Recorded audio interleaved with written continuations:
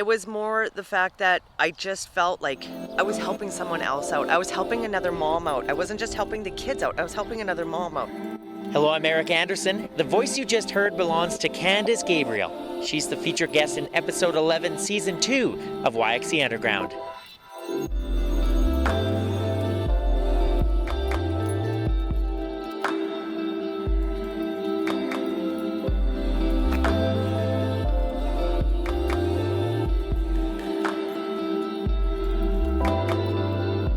If you want to see a person light up and smile, ask Candace Gabriel about the Summer Snack Program. It's a program that provides free lunches to kids in parks across Saskatoon during the summer months.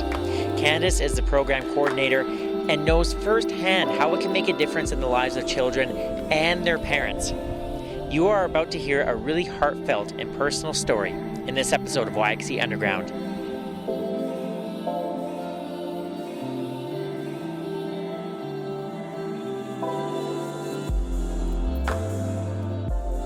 How are you doing? I hope you're staying safe and healthy as we continue life in a global pandemic.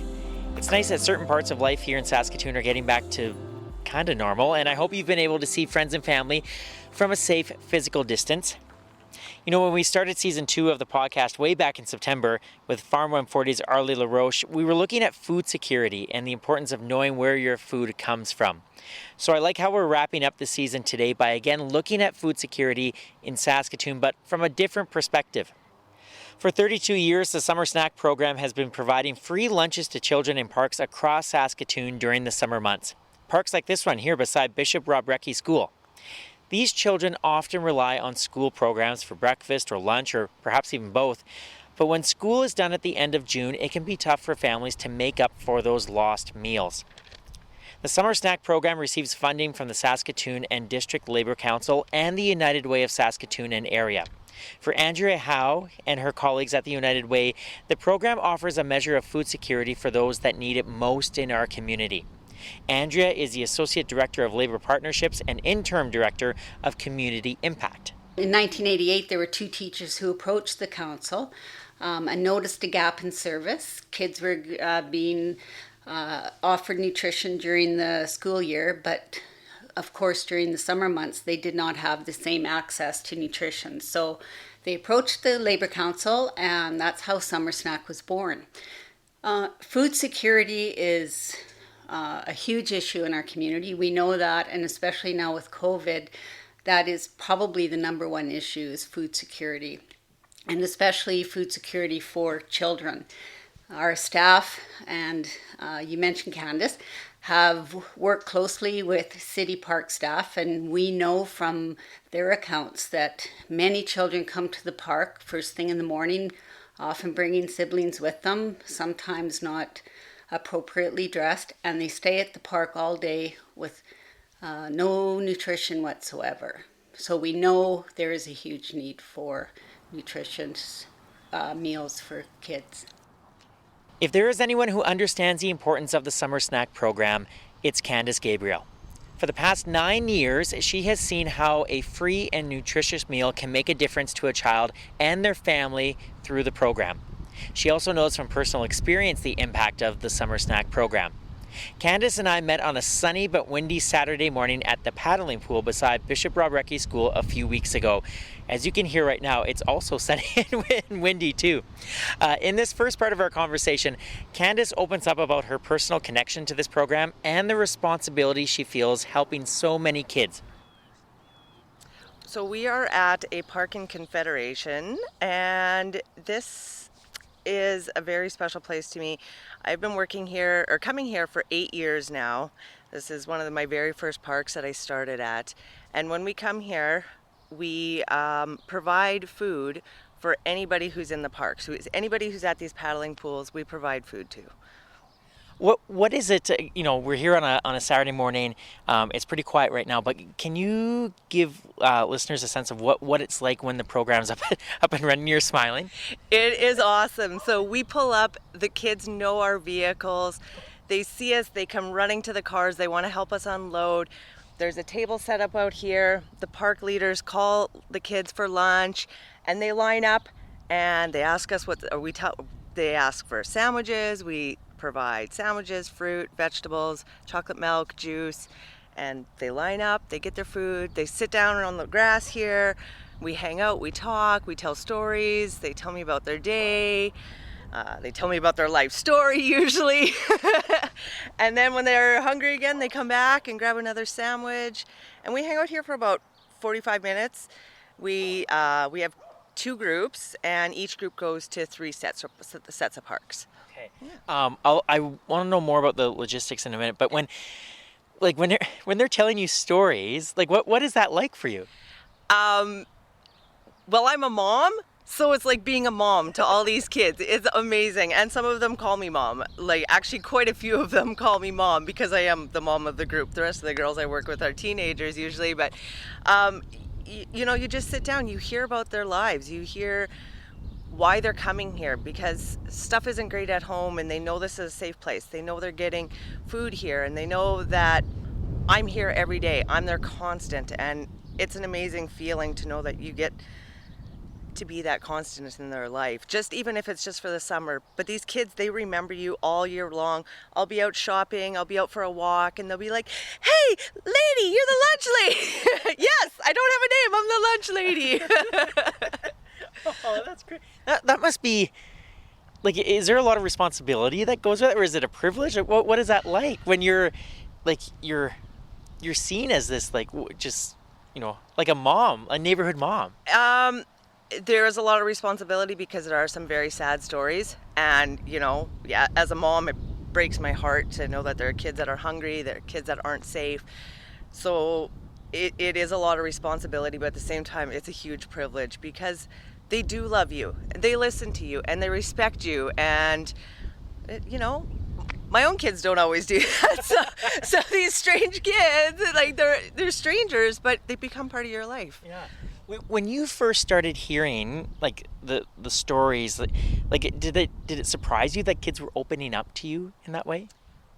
Kind of, yeah. Kind of, and no. I have 2 kids. One is very reserved and would never open up to a stranger, and my other child is very open and would tell her life story to just anybody. So, yes and no. It's strange that people just open up, but they're kids. They don't know, they don't understand the concept of lying or trying to hide the truth. It's just, this is my life. They don't know any different, so they just open up. Yeah. How old are the kids that come here? They vary in age from just able to eat a sandwich all the way up to we feed adults. Wow. It doesn't matter. We don't discriminate based on age, income, anything. If you're here, you're hungry, we'll feed you. It's awesome. You know what? I was thinking back at the start of the season for the podcast. I did an interview with a local farmer, and Arlie LaRoche is her name, and we talked a lot about food security and how important that is. Like, what I think you do with the program is so important. But I'm wondering, like, can you talk a little bit, Candace, about why this is so important in Saskatoon, like, especially in the summertime? Well, can I just go back to Yes. why it was started? Yeah. So this program has been running for, I believe this is the 33rd year. Most people don't know it. Most people haven't even heard of it. 33 years? 33 years! It's crazy. When it first started, there was 2 teachers who were bringing bread to school, to the schools that they worked in, because the kids were hungry. So they're giving them a sandwich here, a sandwich there, and all of a sudden they started thinking, they're like, what are these kids doing during the summer? And so they approached some very important people at SDLC, Saskatoon and District Labour Council, and Summer Snack was born. They started out feeding approximately, I think they wanted to feed about 50 kids a week. Provide food to 50 kids a week. We are, on a slow day, we provide 50 lunches at one park. Really? Yes. So, and I'm still in contact with, one of the ladies that started this program. She came out last year to volunteer. She couldn't believe how much it's grown and how big the need is. And I don't think many people realize how big that need is. I didn't know. When I first moved to the city, I'm not from Saskatoon. When I first moved to Saskatoon, and I was talking to my children's teachers, and they said that there's some kids that only eat at the school. That blew my mind. I couldn't believe it because I've never missed a meal in my life. Most people haven't. But to know that these kids were only getting food at school and nothing at home, it broke my heart. It really put stuff into perspective because I was struggling a lot with finances at the time. I was a single mom. I didn't have family or friends in the city when I moved here. And I relied on the schools to provide my kids with food, and I needed that. And then I really struggled during the summer because I was like, what am I gonna do? I didn't know anything about summer snack. It was a foreign concept to me. And one day my kids just happened to go to the park, and they came home, and I was expecting hungry kids, and they walked in and my daughter's like, Mom, like we ate, like some ladies came to the park and they gave us sandwiches and stuff. And I was like, what? You're not supposed to take food from strangers. And she's like, no, all the kids in the park were doing it. And I never actually found out the name of the program. My kids just went every couple of days or whatever when they were at the paddling pools, and they got a lunch.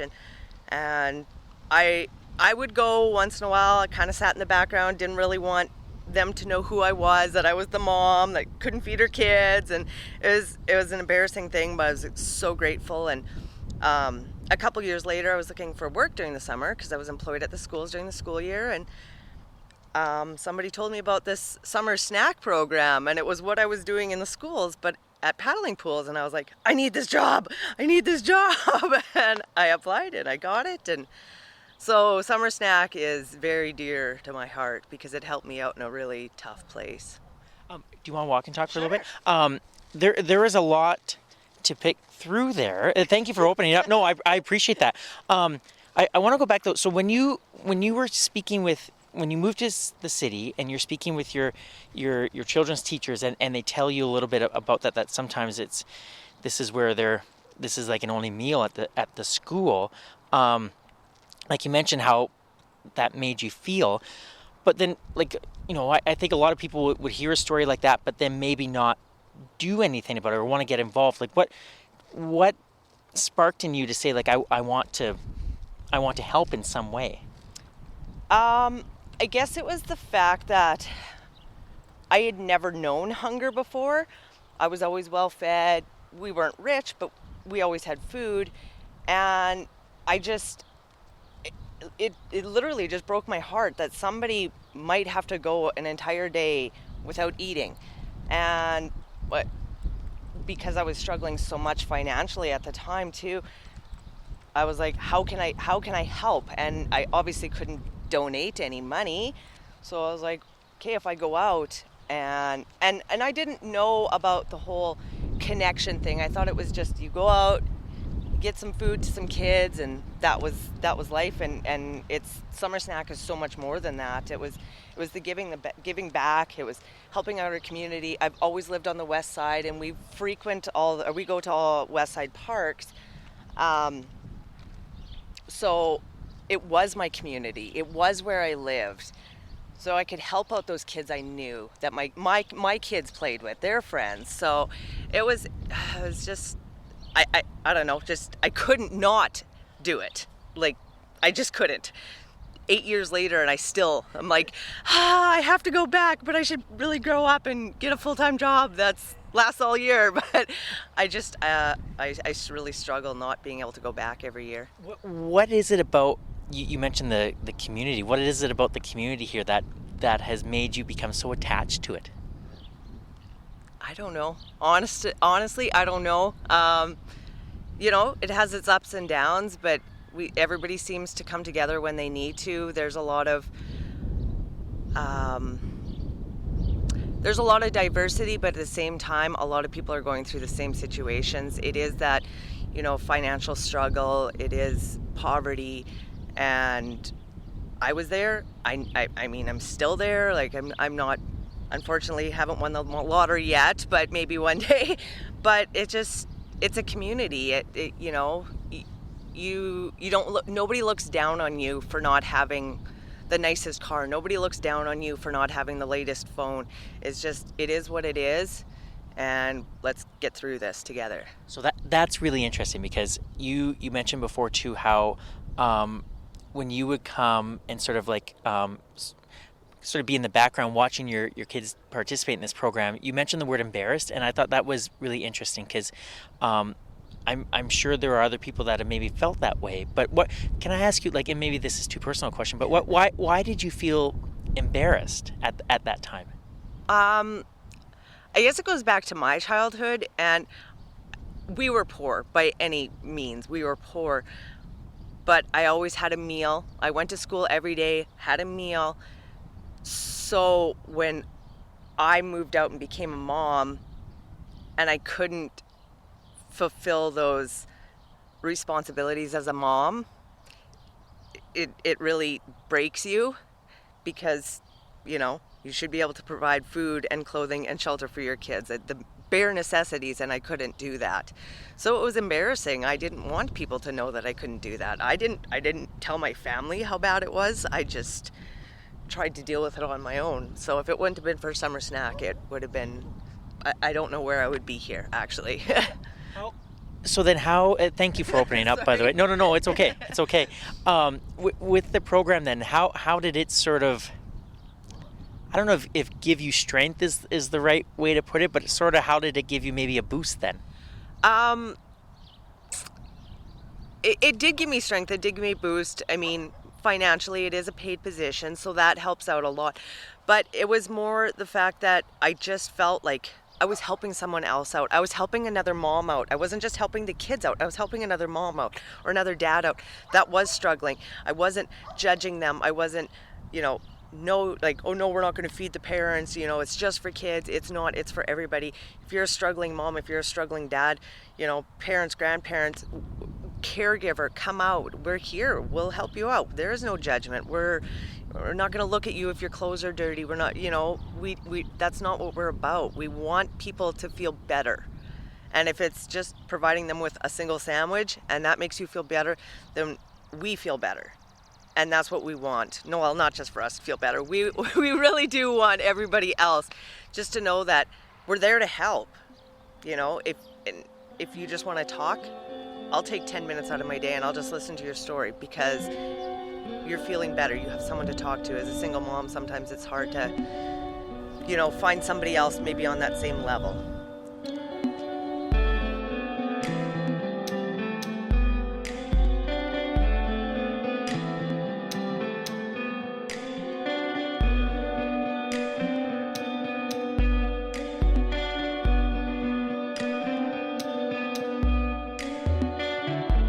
This is episode 11, season 2 of YXE Underground. My name is Eric Anderson, and my guest is Candace Gabriel. You can subscribe for free to YXE Underground on Apple Podcasts, Google Podcasts, or wherever you find your favorite podcasts. Don't forget to leave a review of the podcast if you like what you hear. You can also find YXE Underground on Facebook, Instagram, and Twitter, and that's where you'll see some great photos of Candace taken by Saskatoon photographer Rana Andres. If there is someone you think is doing something really great in our community but is flying under the radar, please let me know. Send me an email, ericandersonyxe@gmail.com.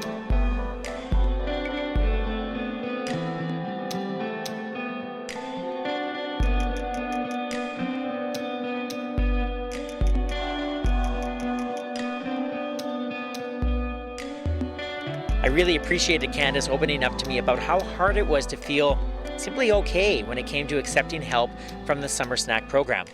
It's that personal experience that makes Candace the perfect person to coordinate this program, according to Andrea Howe. Yes, there's no question, because she's had that experience. She knows how to approach people and not make them feel ashamed to come forward for a sandwich or for some food. The program is targeted for children, but we do not turn anybody away. Anyone is welcome to have some nutrition, a sandwich, some fruit. And Candace, she's got a really good eye. She watches the parks and people, and she can tell. And in a very gentle way, she will approach people and say, would you like something to eat? She's just got she's just wonderful. Like I said, we just are so lucky to have her. Empathy is a big theme in the second part of my conversation with Candace. She talks about how she uses her own experiences to connect with families and how she's able to see the silver lining in a tough situation. We also talk about how COVID-19 is going to change the summer snack program this year. Let's pick things up with Candace discussing the importance of empathy in her job. You know, I went when my kids were little, and we did use the summer snack program and the lunch programs at the school. You know, the schools provided a breakfast, snack, and a lunch. So the kids came home, we had supper, and they needed a snack. So I really was providing one meal and one snack a day.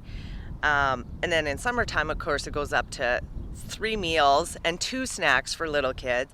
So the fact that summer snack was taking a meal off my plate, like it just... honestly, it was like I could actually breathe. I was like, okay, we'll be okay if they can continue to go to this program. I'll be okay financially. You know, visiting the food bank is an amazing service, but it wasn't enough for growing kids. Like, they eat all the time. So the fact that, you know, there was one meal taken off my plate, it really was a huge relief. And I see there are parents that come out, and I do see that okay, you know, we'll get through this. You see that, hey? Oh, you do. You see it in their eyes and and the smiles that you get, and it's just, you know, to see a parent smile. I mean, I love seeing the kids smile, but when you see a parent smile, and you know, I know that look because I've had that look in my eyes. So when I see their smile, I know what it means. And, you know, or if they say thanks or thank you, they don't have to add more words because I know they appreciate it so much and it's helping them out so much. Wow, that's incredible. Like, what a powerful feeling that must be. It is. Yeah, like I said I don't know how long I've been here, if it's 8 or 7 or 9 years, because we just keep coming back. I believe this year we have all returning staff except for one. My coordinators, they just want to keep coming back. They love these kids. They know their stories. They miss the kids. They talk about it. We have a group chat and we talk about the kids during the year. And if we don't see our regulars at a certain park, we're upset. We're sad because we don't know where they are. And, you know, they would come every day for an entire summer, and then all of a sudden they're gone. And they're like, hey, have you seen Cash? Have you seen Katie? Have you seen them? Like, are they at your parks? Are they around? And we look for them and we watch for them. And we want to see them again. But we don't. We don't, because we hope that they're in a place where they don't need to rely on the food, the summer snack programs. But... have you had instances, Candace, where you've helped kids out, and then, like, years later they do come back and say hello to you, and things have become better for them? Has that happened? Unfortunately, not yet. I do have, well, it's a family, but Callie is the oldest, and she's going into grade 9 this year. So I met Callie when she was in grade 1. The very first year I came to this park, and within a couple days, there was an instant bond between us. Within a couple days, she was calling me mom. Her brother was calling me mom. And she still comes back. She was actually bringing this past summer, she was bringing her cousins. Her young little cousins, she was in charge of them, and she brought them here. She knew I was going to be here. She knew I would, you know, here's a lunch, here's snacks, what do you need? And she knew I was going to be here. When I go out for a walk, I've seen her. I've seen her one day when she was having a really bad day. She was getting bullied by some other kids. She saw me and she screamed "Mom" as loud as she could. And of course, as a mom, I turn and look, and it's Callie, and she came running up to me and she's like, "Hey, can you, like, some kids are picking on me, can you walk me home?" I said, "Yep, let's go." And walked her home, and her mom gave me a smile and a thank you. And, you know, Callie comes up to me all the time, and I know she'll be back this summer, whether it's for herself, for her niece, her nephews, or her cousins. She just knows I'm going to be here. I feel like you could almost write a book of all the relationships that you have. Do you ever sort of stand back and take stock of like all these meaningful relationships you've formed over however many years it's been? Yeah, I do. I do, and then I don't. I try not to think about it too much because I think of the kids I haven't seen. And those are the ones that really break my heart. The ones that come back year after year. It's because they know I'm going to be here. They know that they get to see me. We get to hang out. We get to eat. It's the kids that I don't see anymore. Those are the ones that break my heart because, unfortunately, I like to call myself a realist, and I know that they're not in a better place. They're just maybe in a place that isn't helping them out and providing the things that they need.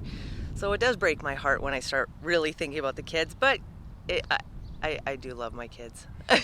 I've spoken this season with some I would say, I guess, like social workers, care workers who have to see some challenging things, and I often ask them, how are you able to sort of leave your work at work and still have some mental health healthy practices at home? Is it hard to like when you leave the park, do you still bring it with you at home, or how do you separate that? I sometimes I bring it home, but I try to bring it home in a positive way. In the terms that I'm very grateful for what I have, and I have my kids. My kids are with me all the time. There's always a meal on the table. We may fight sometimes, but 10 minutes later, I love you, I'm sorry, and I get that, and I can provide for them now. So that's when I do get down because of the stories I hear. I try to think of that in those terms, like, okay, we're okay, we're doing okay, we're not rich, but we're okay. And I always try to teach my kids that, it's a cliche, money can't buy you happiness, but I really tried to teach them that. And even to this day, they're pretty good about, I'm like, sorry, I can't buy you the latest pair of Air Jordans that you want. And they're like, you know what, it's fine. Like, my pair from last year is fine, or 2 years ago, it's fine. Like, I still fit them. And they're pretty awesome kids. Like, I can't take all the credit for them, but I like to think that they have learned some of these life lessons from the stories that I brought home from the parks, like teaching them, like, there are kids that have it way worse than you, and you may not even know it. It might be the kid next door, and you don't even know it, because so many people hide the negatives from, especially when they become teenagers. They hide that negatives from their friends, and they don't want their their friends to know they're broke and stuff like that. But my kids have just kind of embraced it, and they're like, we're poor and it's fine, and we'll get through it. And gratitude sure is a powerful thing, isn't it? It's an amazing thing. And the thanks I get from the kids, or the hugs, or the cards, and those just mean the world to me. We have files and folders of all the projects that the kids have made for us, all the thank you cards, and every year when I go back and start up, I look through those file folders, and it's just a huge reminder of why I keep going back. That's great that you keep all that. Oh, yeah. That's awesome. You start walking back. So I wanted to ask you about this summer, because we are in very different times right now, and so I was curious whether the program was going to run this summer with everything happening, especially with school being in a sort of a different place. But everything's still a go for the summer, right? As far as I know, as of right now, it is a go. I'm not sure how the program's going to look this year. Normally we come out to the parks and we set up a table. We have that social interaction with the kids, and make them a sandwich and stuff, and we get to hang out. I believe this year we're going to be making bagged lunches. Now, I can't say 100% for sure, because nothing is set in stone yet. We're kind of playing it by ear and seeing how reopening stuff like that goes. But the social distancing obviously isn't going to end, so I'm probably not going to get many hugs this summer, which I'm kind of sad about. But doing the deliveries, doing drop-offs, I'll still get to see their faces and know that we're helping out, we're making that difference, and hopefully by next summer things will be back to normal and we can get back to the hugs. But in the meantime, you for the last few months, you've been doing something really, really neat that I quickly wanted to ask you about. Can you explain what you've been doing at Mount Royal? Okay, so at Mount Royal during the school year, I'm actually a nutrition coordinator. So they have pulled the nutrition coordinators and what's the word I'm looking for? I don't know, cafeteria staff. Okay. They've pulled us in, and we go in. Well, I go in Monday to Friday. I work 3 hours a day, and we are making hot meals for people who need it. It's through White Buffalo and Saskatoon Tribal Council as part of it, and they asked the school board to get on board because White Buffalo couldn't keep up with the need. So we have such a big kitchen at Mount Royal that it's awesome. We make, I think on Friday we made around 600 hot meals. 600? 600, and there's a waiting list, unfortunately. Yeah. Wow. What has that experience been like for you? Well, it's been a huge, quick learning curve, and we've all kind of had to learn a whole bunch of new things that we maybe didn't do before, but it's been awesome. All the staff's really positive, and we try and push out as much food as we can, and 600 sounds like a lot, but there are days when I'm working the skillet and we have enough leftovers that we can probably do another 200 if we had to. It's just apparently I cook for an army all the time. But yeah, it's been awesome, and I got to meet some new ladies, and it's just been really awesome. That's really great. Yeah. Before I let you go, because you've been really generous with your time this morning, your daughter has been working with you in the program, right? Yes. What has that been like for you? Oh, well, it has its ups and downs working with a teenage girl. I'm not gonna lie. But she was the one who approached me. Actually, when she was 14, she said, "Mom, when can I come work for Summer Snack?"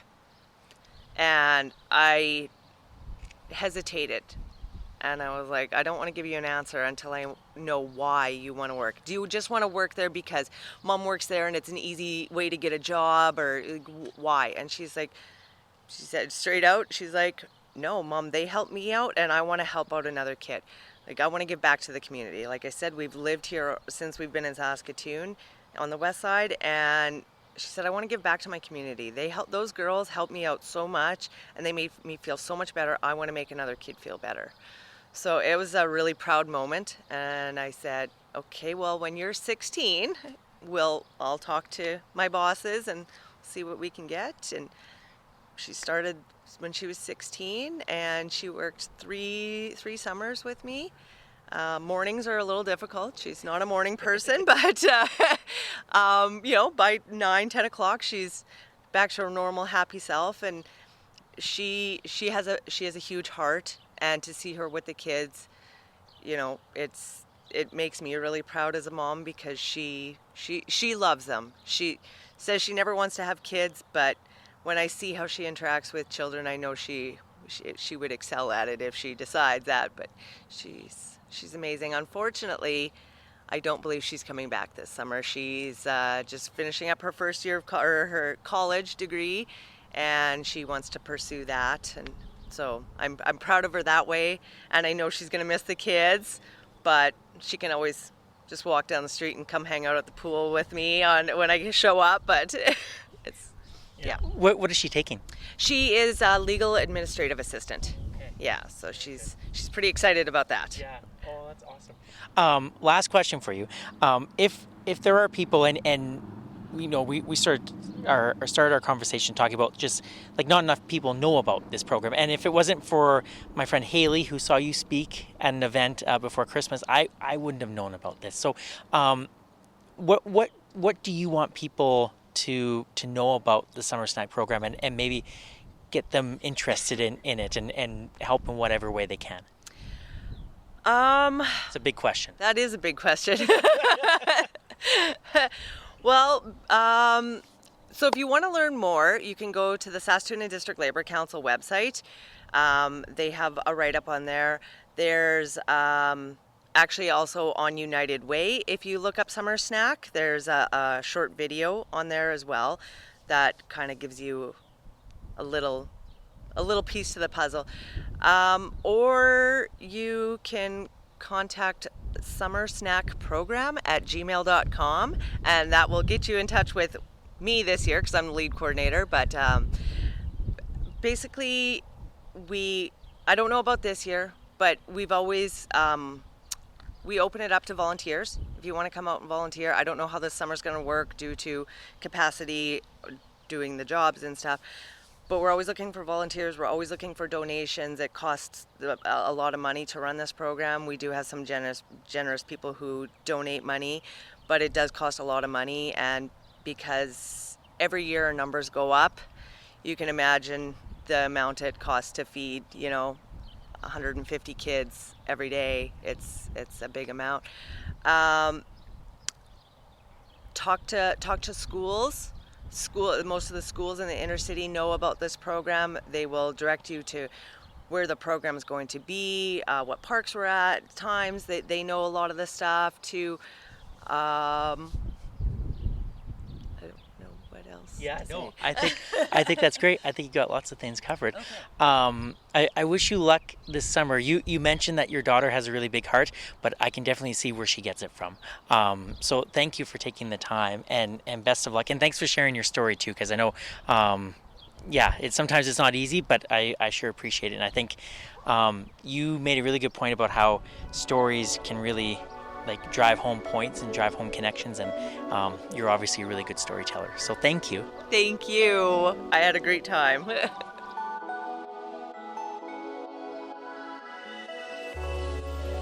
This has been episode 11, season 2 of YXE Underground. My name is Eric Anderson. I host, produce, and edit this local independent podcast. A big thanks to Candace Gabriel for spending a Saturday morning with me to appear on the podcast. Candace, I hope you have a wonderful summer. Please subscribe to YXE Underground on Apple Podcasts, Google Podcasts, or your favorite podcast app. You can also stream episodes on Spotify or the website yxeunderground.com. And that's where you'll see some lovely photos of Candace taken by Saskatoon photographer Rana Andres. You can also see photos on the YXE Underground Facebook page, Instagram account, and Twitter account. Thank you, Rana, for taking such lovely photos. I also want to take this time to thank my friend Janelle Wallace, who has been with the podcast since the very first episode. In fact, even a year before the podcast started, we met for beers at the Yard and Flagon, and I pitched her this idea, and she's like, I want to be a part of it. So Janelle has been with the podcast since before day one. She moved to Edmonton last month, along with her lovely wife, Allie, and their dog and their cat. And I just want to thank Janelle from the bottom of my heart for everything she has done for me in the podcast. Her photos gave this podcast instant credibility online, and she was so much fun to work with, whether it was a photo shoot with local cancer survivors or surviving a massive prairie storm out at Farm 140 last summer, or capturing the empty streets of Saskatoon in the midst of a pandemic. Janelle's keen eye and ability to connect with people brought so much to the podcast. Janelle, I am going to miss you, and I wish you and Allie all the best in your Edmonton adventures, but I do hope that when it's safe, you're able to come back to Saskatoon for a visit. Thank you to my cousin Andrew Dixon for the great original music in the podcast. Andrew, I hope you're staying safe down in Los Angeles, and to Saskatoon's Danger Dynamite for keeping the website looking so darn good. This is the last episode of Season 2, and I'll be taking a break in July and August. I'm going to gather a whole bunch of interviews for Season 3. I'm so excited that there's going to be a Season 3. It's going to launch in September 10th to be exact, if you want to circle that on your calendars or put that into your iPhone calendars or whatever. I just want to thank a few people who helped me this year. Bear with me. I have to flip the pages. It's windy. Okay, here we go. So I just want to quickly thank Stephanie Massicott and the entire CTV Saskatoon Morning Live team for having me on the show this year to talk about the podcast. I am not a TV guy, as all of my journalism professors can attest to, but I had so much fun on your show talking about each episode. So thank you for making me feel so comfortable. Thank you to Shauna Powers and Peter Mills at CBC Radio Saskatchewan Weekend for playing clips on your radio show. I really do appreciate it, and it's always fun to be on CBC Radio. Thank you to my dear friend Blair Both Miller and her husband for sponsoring several episodes this year and believing in the podcast to the point that Blair, you gave me money to help build the podcast in ways that I didn't think were possible. So to Blair and Brad, thank you so much. I hope you're getting sleep since the arrival of your new baby boy, Max. A special thank you to everyone who has purchased a podcast t-shirt in the last few months. We have raised nearly $1,000 through t-shirt sales for the Saskatoon Food Bank. I am so proud of that. And just a big thank you to everybody who bought a t-shirt. And a big thank you to all of the guests who appeared on the podcast this season. It's not easy opening up and sharing so much of yourself into a microphone, but all of you did such an incredible job. I feel very, very lucky to have met all of you. And I sure have learned a lot from each and every guest I've spoken with this year. So to all the guests, thank you. And finally, thank you to you for listening to the podcast, for telling your friends about it, for sharing it. When I started this 2 years ago, I had no idea if anyone would even care about this podcast, let alone listen and subscribe. But you have, and I'm really, really grateful for that support. So thank you. Like I said, I'll be spending this summer, gathering interviews, and the podcast season 3 will launch on September 10th.